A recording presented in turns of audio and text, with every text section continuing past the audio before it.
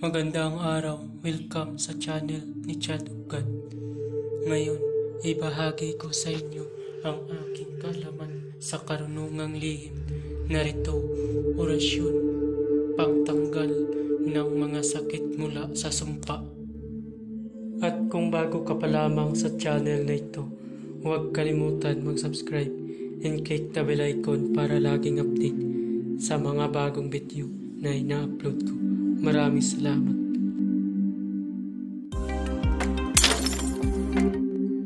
Pamilin, mahalin at pagkaingatan ang bawat ibinabahagi ko sa YouTube channel na ito. Ang kapangyarihan na kapaloob dito ay lubhang may waga. Gamitin lamang sa kabutihan at pagganap ng kalooban ng Diyos. Maginhuwaran at laging isa puso't isip ang 7 layunin.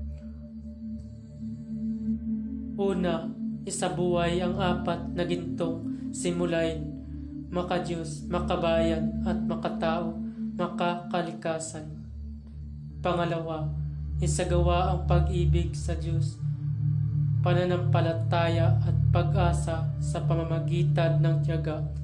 Pangatlo, isakatuparan ang kabutihan, katuwiran, kalinisan, katotohanan, kadalisayan, kaliwanagan, at kababaan ng kalooban.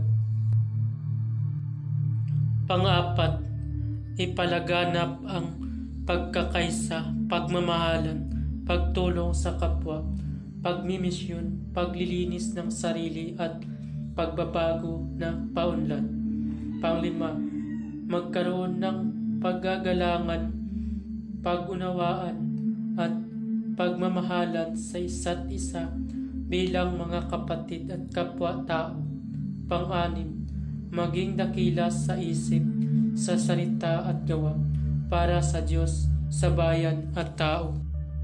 Pang-7, ipagpatibay ang kautusan ng Diyos, tumulong sa pagpapaunlad ng katauhan ng bawat kasapi ng samahan, at tumupad sa hadikain ng Diyos sa tao.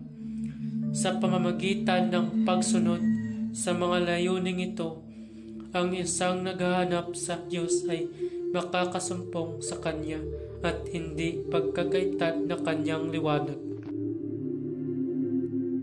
Pamamaraan, magtirik ng 3 kandilang puti at magdasal ng 3 Ama Namin, 3 Abaginong Maria, 3 luwalhati at 3 sumasampalataya. Pagkatapos magdasal ay isunod ang orasyon. Pagkatapos usalin ang orasyon ng 3 beses sa isip ay iihip sa tuktok ng may sakit na sumpa at ipainom sa tubig na siya pasyente. Narito ang orasyon. Haper, Amausi, Paraw, Puwarap, Iswama, Ripa, Haper, Amausi, Paraw, Puwarap, Iswama, Ripa. Usalin yan ng orasyon ng 3 beses. Maraming salamat po. Mabala, ang lahat ng orasyon na aking ibinabahagi dito ay lubhang makapangyarihan. Gamitin lamang sa mabuti. Kung sino man ang gumamit sa masama ay mayroong bad karma. Maaari maghirap habang buhay hanggang kamatayan. Maraming salamat po.